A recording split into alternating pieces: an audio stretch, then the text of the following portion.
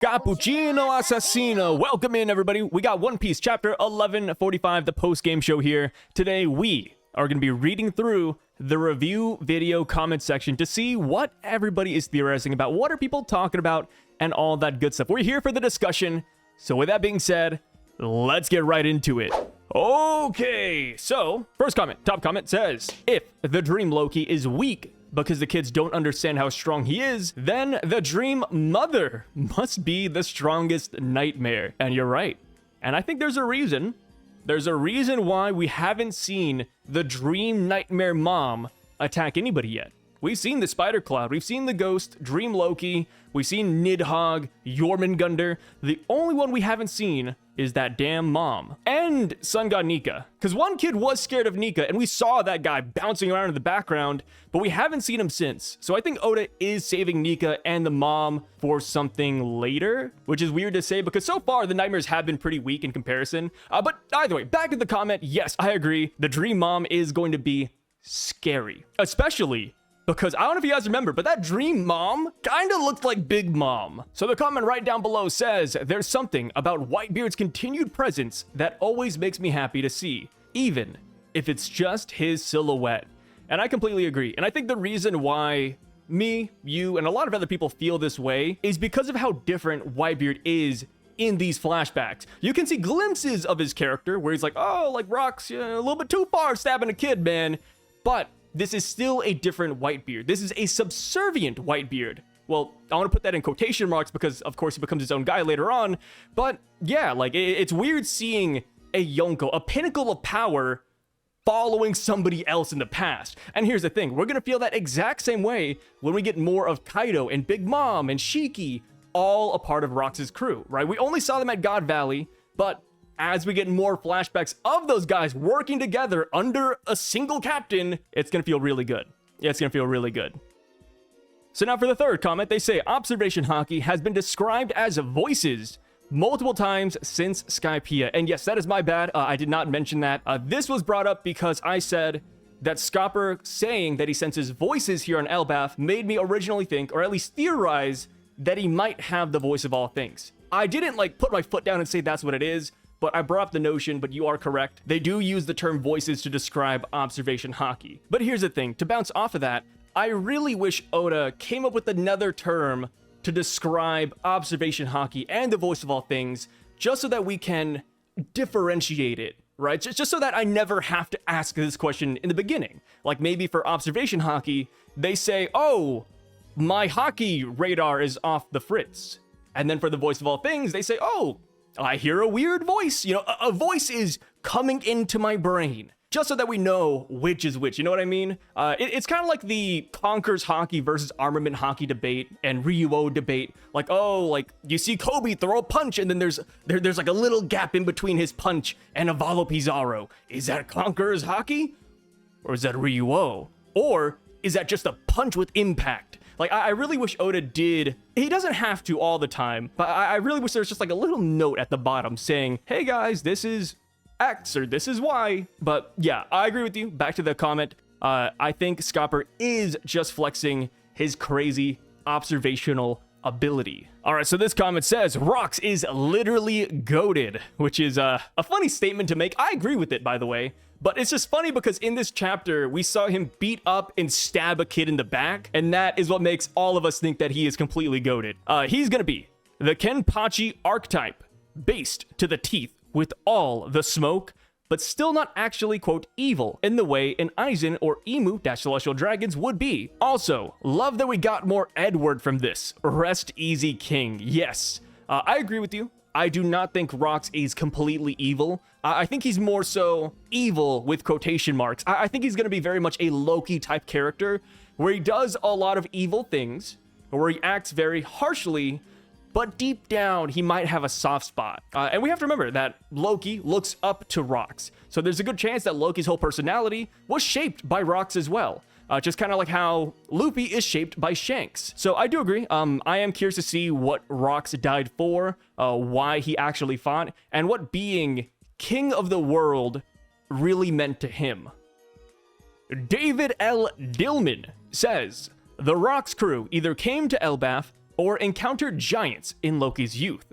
That is probably where the shield homie was created. Okay, that's a really good idea. I like that. I'll touch more on that here in a second. As far as whether or not this was here in Elbaf, I think it was, because in that panel where you see Loki, you know, coming through the doors and asking Rox if he could join his crew, that door is giant sized, right? Loki is only half that door, and he is a giant ass kid. So I do think it was here in Elbaf. As far as this being the instance where the shield was created, I think that could fit. Timeline wise, that makes sense. Big Mom should already have the soul fruit.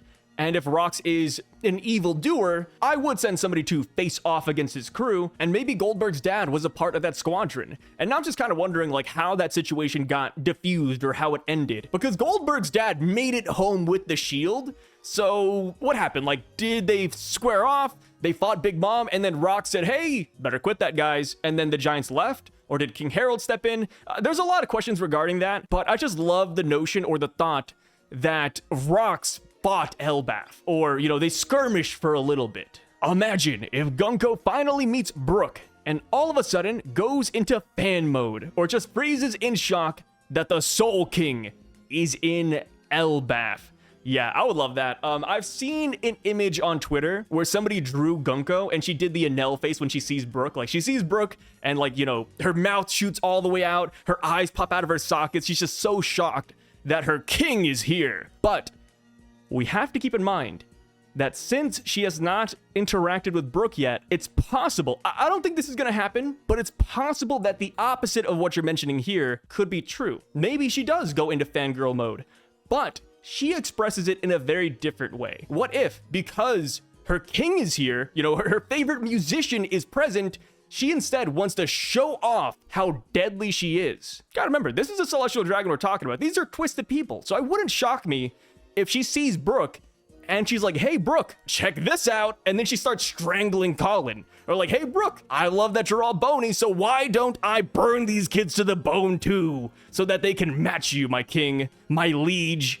So yeah, like I said, I don't think that is what's going to happen, but anything's possible in One Piece. Loki, chained up for years, says, meh, do your best, God Knight. Loki, unchained for 30 seconds with Luffy, help. Xebec was probably thinking, when you grow up, how the F are you supposed to fit on the ship?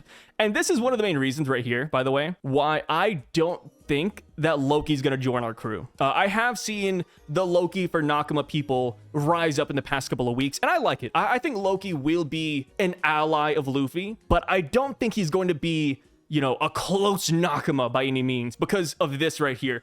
How the hell are we gonna fit this guy on our ship? There's no way. Maybe, no, okay, I was about to say, like, maybe we build a shrink ray, but that would be a little bit silly.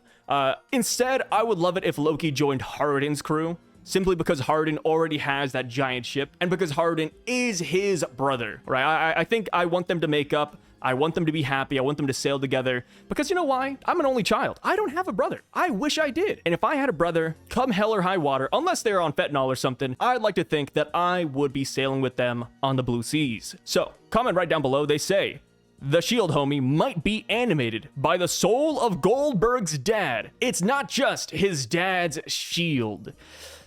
Okay, not a bad thought. We do know that when Big Mom creates homies and Carmel creates homies, they do have to extract the soul from someone somewhere. So that could be possible, but it would also be a little bit cursed. I don't know. I feel like that would put a new meaning to mementos, right? Like, oh, my dad passed down this shield, but also this is my dad. Say hello, right? Yeah, I like that. I think the one thing that would kind of throw me off, well, I don't know. I was about to say it would be weird because Goldberg used his dad to block an attack that the shield didn't want to block. But technically, just because it would have his dad's soul doesn't actually mean that it's his dad. So he doesn't have to treat it nicely, right? But yeah, I like the idea. There's nothing disputing it, of course, but I like to imagine that this isn't the case, just because it would be a little bit strange. But I like the thought, though. I like the thought.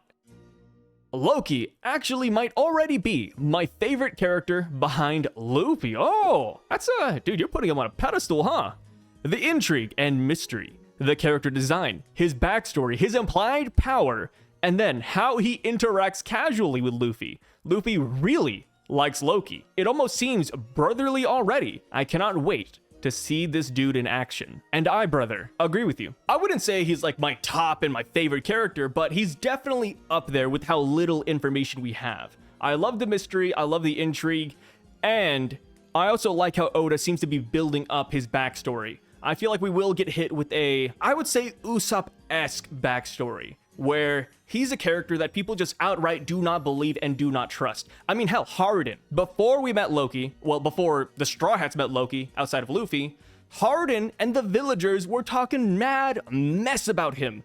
They said, yo, he's evil, he's conniving, he kills people on sight. You know, he chews up rocks and spits out diamonds. Like, the stories they had about Loki painted this guy as an irredeemable threat. But here he is in this chapter, you know, eating meat, gagging around with Luffy. Like, he's not what people seem to be building him up as. He's not the boogeyman. And when we get that backstory, I feel like we're going to see how isolated this guy really was, right? I bet he was ostracized from all of Elbaf. I mean, hell, like I said, not even his own brother likes him. If you can't trust your family, I mean, who can you trust, dude? And then, of course, Harold died, and that didn't help Loki at all. And there's a good chance he had to kill the one person who kind of believed in him. Of course, I'm taking a leap in saying that because we don't know anything about Harold, but if he is a good dad, then he lost his one best friend, right? So yeah, I like Loki. I am curious to see how he's going to come off of Elbaf. Like, will he actually join Harden's crew, or will he just go off and do his own thing? My thoughts about the Soul Fruit is that the homies probably don't disappear when the user dies or changes. Homies that Mother Carmel made exist after her death, and Zeus will still be around if Big Mom dies, so Nami won't lose her power-up. Yes, that is true. I think if Big Mom were to ever kick the bucket, and if Zeus were to disappear, that would be a major Nami nerf. A nerf that she does not need at this point in the story. I love Zeus so much as a character, as an upgrade. Like, Zeus is literally the best thing Nami has gotten ever since she got D-Cups post-time skip. So yeah, I completely agree. The comment goes on and they say the pieces of their soul have their own lifespan and personality now. It just makes the Soul Fruit more mysterious and cool for me, and I agree. I wouldn't say the Soul Fruit is my favorite devil fruit, but I do think if I had to eat one, it would probably be number 3. Number 1, Rumble Rumble. Like, I feel like that's everybody's answer, but I love Enel's devil fruit. It's so versatile. So yes, Lightning number 1, Yami Yami number 2, because I just like darkness, I'm edgy. And then number 3, the Soul Fruit. Not necessarily because it's a great combative ability, but I just think it's really cool to have the ability to bring everything to life. And then, of course, Soul Pocus. Dude, like, imagine somebody's running up on you, and you're like, you know, life or soul, or whatever Big Mom says. And then you just rip out 30 years of their life and they just die. And then all of a sudden, you put it in a wall, and the wall now has to obey you. Like, what the hell is that ability? It's so crazy. So yeah, Soul Fruit, I think, is top 3. I know a lot of people like Law's Devil Fruit, but I don't know. Law's Devil Fruit is cool because it's also really versatile, but it was just never my favorite. It's like top 10, but you know, I don't feel the same way about Law's Fruit as many people do. And now, I guess I want to pass the question on to you guys. If you had to eat a devil fruit, what would you eat? And you don't have to just list one. I guess list 3 of them because I listed 3. You know, I feel like just picking one out of the hundreds is pretty rough. I'll be honest, that little panel of Sommers laughing hysterically as the kids are about to walk into the fire really encapsulates how monstrous the Celestial Dragons are. This dude is going to definitely be one of the more remembered God Knights, and we still have yet to meet about 6 more. Here's a hot take. I think all of them will be very memorable. I know you didn't say that they're not going to be. You know, you even said at the very end, like, oh, we haven't even met all of them yet, but I think this is going to be One Piece's Akatsuki, One Piece's Espada. I think they're all going to be very memorable, and I hope that's what Oda does. I mean, with how much development these guys got in, 4 chapters, I feel like Oda is throwing his all at these guys. From the abilities, to the personalities, to the weird random dinner table gag. I think he's absolutely cooking. All right, so I'm kind of curious, but what does the AI think about this comment? Because, you know, we see all of these AI responses here. Like, whenever somebody types a comment, sometimes AI will chime in, acting as if it was me. But what does this say to the Sommers comment? The first one says, I agree. That panel made me sick. Oh god, AI's developing sickness. Definitely one of the more memorable ones. And the second AI comment says, yeah, I was laughing. It's so different. It's night and day. One AI comment says, oh, I hate celestial dragons, but it's memorable. And this one says, yes, I was laughing with Sommers. I was so surprised when it happened. It almost feels too brutal. That's so funny. Gotta love AI, man. Gotta love AI. All right, so this comment says, one thing about the cover page story made me notice is that there are a ton of villain to hero character arcs, but almost literally no good guys going evil in the current timeline, at least. Good guys going evil. Good guys going evil. Okay, let me think. All right, so after sitting here in silence for about 30 seconds to a minute, pondering this comment, of course, I believe you're correct. I do not think there was a single good guy in the series so far that has become evil. And the only person that first popped into my mind was Conjuro. But not even Conjuro was a good guy turned evil necessarily. He was just always a bad guy. So now that you mentioned this, I'm craving it. You know, kind of like how somebody says, like pizza sounds really good. And then you're like, damn, now I want pizza. That is how I feel about this. I do want a good guy becoming evil somewhere down the line. It could be Kobe, but no, Kobe's too good. Kobe's too good. There's not a lot of good candidates for this because I feel like so many characters in One Piece are complex is the wrong word. But so many characters in One Piece have their own ideals that they fight for that you can't really deny. Like Kobe. Let's say Kobe runs against the Straw Hats and he starts killing them. Yes, Kobe is technically evil, but we know that he's probably doing it for the greater good. And I think that's the problem. You know, I do think we need just an outright good to evil character. But hopefully, you put it in parentheses, but this could be something that we do see in the first or second world. So right below, they say, I think we can all agree that deep down, Loki is a good person, but since he idolizes Xebec, it makes me wonder if Xebec was also a good guy. We kind of talked about this earlier, but I think Rox is going to be a character that is seen as evil and who is primarily evil, but just like Loki. Just like what Moses said to Loki on the Den Den Mushi, every now and then, they have a hint of kindness within their words. All right, so I don't typically read replies all too often because I feel like that's like a rabbit hole in and of itself, but this comment actually made me think a little bit. They said, I mean, we all know about him and how he was fighting to stop the human hunting games until that evil Marine and pirate stopped him. I love this. I love this headcanon. Rox was Superman, and let me tell you, Garp and Roger, those damn monsters, Darkseid and frickin' Lex Luthor over there, they put a stop to Rox's grand ambition. I know you're joking, but I do wonder, like, why did Rox go there? Was it simply because of the treasure of Hachinosu? Because we did hear about that, right? Like, hey, the Celestial Dragons, the Marines, they stole the treasure of Hachinosu. You poked the beehive. So Rox went to God Valley for that treasure, and I kind of wonder, did Rox ever get that treasure? That right there might just be a question that keeps you up at night. What if Goldberg's father fought Big Mom when she was with Rox and Elbaf? The flashback we got. Yep, comment earlier mentioned this, and I would love it. I would love to see more of Big Mom in her prime. I'm not saying anything's wrong with Big Mom current day, but I just like Big Mom of the past. Maybe Shanks is leaving breadcrumbs for Luffy to follow, because he knew Luffy would discover Loki upon arriving in Elbaf. I love this. I would love it if Shanks thought that far ahead, and hey, maybe Shanks even had a feeling, if we're gonna go with this mindset, maybe Shanks even had a feeling that Luffy would also free Loki. We gotta remember, Shanks knows about the Loki situation. He's the one who beat Loki on the open seas and brought him back all the way to Elbaf. Maybe he knows the truth about the King Herald situation, but he had no way of helping Loki out. So Shanks could have entrusted that mission to Luffy. Of course, that is like a lot of headcanon, but we gotta remember, you know, Shanks is over here playing 4D freaking chess, you know? Shanks is playing chess, and we're over here, at least Luffy is, and he's playing checkers. So now I'm just wondering, what location did Shanks tell Loki he was going to afterwards? And will it actually be where Shanks is at? Because Shanks left Elbaf a while back, and he went to go fight Barto in the Barto Club. He checked him, and now he's back to sailing in the open seas.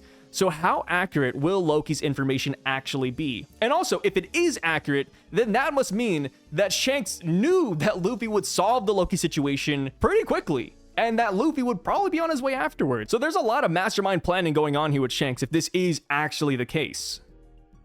Blake Music says, it could be when Lola met up with Loki and things went sideways. Maybe Big Mom had a tantrum and fought some of the giants. That's a really good one. Man, you guys are cooking up some pretty cool scenarios of when Big Mom could have fought Goldberg's dad. But yeah, I agree with this. I forgot that Big Mom did have a lot of dealings with Elbaf. Big Mom did try to mend that patch, and Big Mom even tried to sneak Chiffon in there. I forgot about that until just now, but since Lola turned Loki down, Big Mom used Lola's twin as a replacement, and that didn't work. So maybe Loki figured it out, and then Big Mom was like, no, that's Lola, please take her, and then insert Goldberg's dad. Man, I gotta see this guy. I know Goldberg's dad doesn't matter, but I kind of want to see what he was all about. Like, how cool is he? You know, we heard nothing about Stanson's dad, Garrett's dad, Rhodes' dad, only Goldberg, right? I gotta see him. Gerd giving the thumbs up to Luffy, torture - helping Loki reminds me of the baseball episode from JJK when everyone gave a good job to Maki for hitting Toto in the face. Yeah, I said this a couple weeks ago and I'll say it again, but ever since we hit Elbaf, I feel like the jokes have been hitting more and more. Like, thinking back to Egghead Island, of course I was having a good time, but none of the jokes made me laugh or smile or grin or... You know what I mean? But here in Elbaf, I'm like, oh, this is some good humor. You know, I wonder what happened to Oda. Did Oda find the Fountain of Youth and he's back in his Skypiea days? I don't know, man, but Oda is, he's cooking, brother. Right down below, they say, 1424, chapter 957, confirmed, Rox was a swordsman. Did no one pay attention to this sword in his silhouette, which is similar in design to Shanks's griffin? Okay, let's go check that out. I always love it when comments, or theories in general, leave chapter numbers in their comment or in their theory, because then I can go check it out. Let's see, 957. Oh yeah, so right here. Yes, he does have a sword. Is it like Griffin? Let me see. It could be. The way his hand is holding it and the way, you know, Oda is drawing this and the way Sengoku remembers it, you can't exactly tell if it has a guard on it like Shanks' sword or like Shamrock's sword or even Garling's sword, but the blade type looks similar. Yeah, okay. I could see that. Does that mean he's a swordsman though? Like a true and blue Zoro Mihawk victim? Ryuma victim? I don't know. That's where it kind of gets dicey. I think that's definitely where it gets a little bit dicey. Mainly because, like, you know, what is a true swordsman, right? And then in this chapter, when it comes to the sword he used to stab Loki with, it looks like he's leaving it in Loki's back. So it seems like he doesn't care all too much about it. Like, maybe he just uses, like, whatever is at his disposal. Or maybe he just used a random sword because he's dealing with the kid. I don't know. But yeah, Rox was skilled with the blade nonetheless. I think the Mother Carmel theories are wrong. Just because the Shield knows about Zeus, which Big Mom made as a pirate, Zeus demonstrates the fact that homies can go rogue as well. So my guess is that Giants had a scuffle with Big Mom at some point in time. Big Mom tends to make homies whenever she battles, so she likely animated the weapons of the Giants to have them turn on them, as Nash later was kidnapped and just decided to go rogue - Stockholm Syndromed. Or, it would be really funny if Nash wasn't going rogue and if Nash wasn't Stockholm Syndromed. Like, imagine how funny that would be if Nash meets Zeus, and here's my headcanon, my fan fiction, but imagine Nash is like, hey Zeus, we gotta go back to Big Mom. Quick, Zeus, what's your battle plan? How do we escape? And then Zeus is like, wait, what do you mean? I like it here. I love Nami. I love these guys. I think that'd be pretty funny. But yeah, I agree with you. As far as Nash being a result of a Big Mom battle rather than Mother Carmel battle, I like that a lot. Not just because of course it makes sense and that is what the chapter alludes to, but I love just adding fights underneath previous characters' belts. Like, instead of saying, oh, it was when they went to go kill Big Mom 63 years ago, I would instead love it if you just added another fight under Big Mom. Kind of like Gecko Moria, right? Gecko Moria, of course, not the same scale as the Big Mom situation we're talking about, but we beat Gecko Moria back in Thriller Bark. And then we get to Wano, and then we hear that Gecko Moria freaking fought Kaido. Well, we kind of heard about that in the past, but we only saw the scenes of it here in Wano. And yeah, I just thought that was freaking awesome. The God Knights are trying to recruit giant kids to become warriors for them. Colin, being feisty, just makes him a bigger target. You are correct. Funny enough, when I thought about the subjugation of Elbaf, I figured that they were just after the giant adults, and I still think that is the case, but why not make use out of the kids too? So I agree with you. I think that if the kids are feisty, like Colin, and if they can fight, then they'd probably want to brainwash them. Or maybe they give them the same deal as Oimo and Kashi, like, hey, Colin, work for the WG for 50 years or 100 years, and then we'll let you go. You know, we'll let Elbaf slide. That could be it. And let's say brainwashing Colin and the kids is too much work. You know, if the God Knights deem that to be a huge hurdle, then hey, giant slaves, am I right? I mean, hell, they lost Kuma, the invincible slave. So now the God Knights and the Celestial Dragons need another pet. So yeah, I agree with you. I think that Colin might be one of the main targets here, and he would be the best target for this specifically because the other kids do not like violence. Right? King Harold was raising a generation of losers and wimps. So Colin is definitely their A1 target if they do want Coney 2012 soldiers. In 1145, Scopper uses his Haki to boost his basic senses. Scopper isn't sensing the God Knight's Haki because they're suppressing it, but he can actually hear them by using his Haki to give his normal sense a boost. All right, this is a different idea. Of course, we talked about this earlier in the video about how Scopper's saying he hears a voice. That could just be a reference to observation Haki because we've seen that multiple times in the past. But I do like the idea of Haki, base level, being able to boost basic senses, right? Sight, smell, taste, a sixth sense, hearing, and all that good stuff. Yeah, interesting idea. This one says, I can't wait for this time of the week because we know Sai is going to drop another banger video. Love the vids, man. I appreciate it, brother. Thank you, thank you. What does AI have to say about this, actually? Let me see. I'm glad you enjoy the videos. You're in for a wild ride this week. Appreciate this. Oh, what? No. It says brother too. Not a bro, not LOL, not a thanks, man. It says brother. Oh my God. AI is learning. They are learning. Holy crap. Remember that Nash is named for Kevin Nash, who had a large rivalry with Goldberg in WCW. The Shield is a oh, I forgot about that. Yeah, some of the Giants are named after wrestlers. Huh.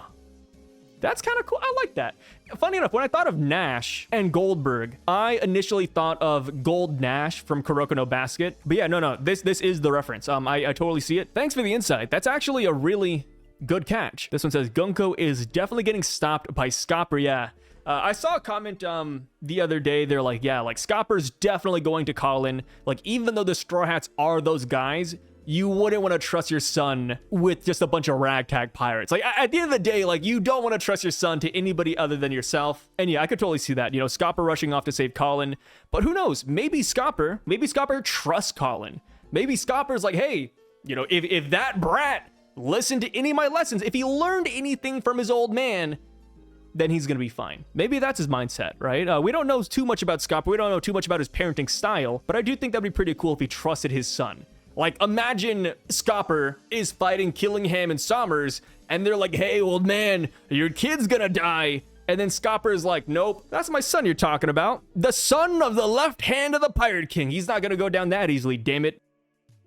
This one says, to play devil's advocate, I don't think this fully dismisses The Rock's being a buggy type character theory. We didn't see the fight. Loki was a kid, and maybe this moment was the reason Loki started to train. Parentheses, maybe, as he hadn't before. As for God Valley, we only know the legend of Roger and Garp teaming up, not what truly happened to Rox. However, I think him being in Kaido's top 5 is tough to debunk. Yeah, I love that. I love that you're playing devil's advocate, and I do that a lot too. That is why, if you ever watch my videos, I bring up a theory, and then I bring up a theory that directly opposes that theory. I like doing that. I like leaving doors open. I like leaving my options open. Even if it's a theory I don't like, I like to see how it could be plausible. And I think that's how most people are, to be honest. I feel like that's natural, right? You never want to put your foot down on something crazy, because this is One Piece we're talking about, right? This isn't real life. It's not like logical by any means. So yeah, I do like that. But of course, like you said at the very end, not even you, the devil himself, can dismiss the notion of rocks being in Kaido's top 5. All right, so now for the final comments, they say Scopper mentioned again that Elbaf needs to be safe for the world to not end. And he knows the true history. So there must be something crucial on Elbaf or something Emu will use or do if Elbaf comes under the world government. Yes, you are correct. There is going to be something important about Elbaf that we just haven't seen yet. Maybe it's up in the Heaven Realm. Maybe it's the Atom Tree itself. But Scopper did say if Elbaf isn't safe, if Elbaf falls to ruin, then the world is doomed. And of course, we've heard it before with the Ragnarok theories, but it always starts with that damn tree burning to the ground. And I think they might be successful. I don't know why. I just feel like since it's the final arc, Oda is going to start ripping off a lot of band-aids. So here's a question for you guys. By the end of this arc, I might even hold a poll about this too, but do you think the Yggdrasil Atom Tree will still stand, or no? Do you think it will be burned to the ground or cut at the base? It looks like the tree got cut before, by the way. Like, we see the Sun Realm, and then we see the top of the Heaven World, and it's like, yo, like, it looks like somebody tried to trim it in the past, and then the tree just kept on growing. So the thought of cutting the tree shouldn't be super outlandish. So now, for the final comment, this one caught my attention just now. They say, surprised, Sai didn't focus on Gabon confirming that it is possible to suppress one's presence. Yes, I forgot to bring up this detail, but I really did enjoy it. It reminds me of Namek Saga out of Dragon Ball Z, where Vegeta shows up and he's fighting Q, and he's like, here's a technique I learned on Earth. I can hide my power force. Power force, oh my god, power level. Power force just sounds ridiculous, but yeah. God Knights can suppress their Haki, they can suppress their presence, and I wonder if this ability will be useful later on. Like, will Luffy or the Strats have to use this ability or learn it? Because I don't think so. I mean, even in Dragon Ball, the ability to suppress your presence is only good if you're going incognito. And low be it for me to say it, but the Straw Hats, you know, Luffy, Zoro, Sanji, and the rest of them, they're not exactly known for going undercover. Robin is, but I feel like she has a lot of other methods to suppress her Haki or suppress her presence overall, right? She's a vixen, man. She is a freaking vixen. But yeah, so with that being said, though, guys, thank you for joining me on this comment video yet again. I really freaking appreciate it. Shout outs to the Patreon members. Oh, sorry, it's over here. Patreon members and YouTube members here on the side. You guys are the freaking best. Thank you guys for commenting as well. You know, we couldn't make this video without you guys, without the discussion down there. But yeah, I mean, I guess that's it, huh? I never really know how to end these videos. How was my day? Well, I watched the Minecraft movie, and it was kind of a waste of time. I mean, it was kind of funny sometimes, like when Jack Black, you know, plays Jack Black and he says Minecraft things. I thought that was kind of silly. The one scene that got me, surprisingly, was not Chicken Jockey. It was a slime cube scene where Jack Black picks up a slime cube and he's like, slime cube. And then he jumps on it. I thought that was just hilarious. But outside of that, I almost fell asleep in the movie theater. It was just not that engaging, but shout outs, I guess. Yeah, you guys have a good rest of your day. Peace out, y'all. Also, I do have side channels, by the way. I got one channel called Somnus Reacts. Feel free to check it out. That is where I react to One Piece and any other airing anime this season. And I also have a gaming channel called Syvduck over on YouTube where I post gameplay videos because I do play a lot of games. All right, when I'm not doing YouTube videos, when I'm not working, I like to play a lot of games. And I also play them on Twitch. So feel free to follow me at Syvduck as well. I stream every other night, super late, but that is where I'm at. And yeah, again, thank you for your time, and I'll catch you guys when the next chapter releases. Peace out, brother.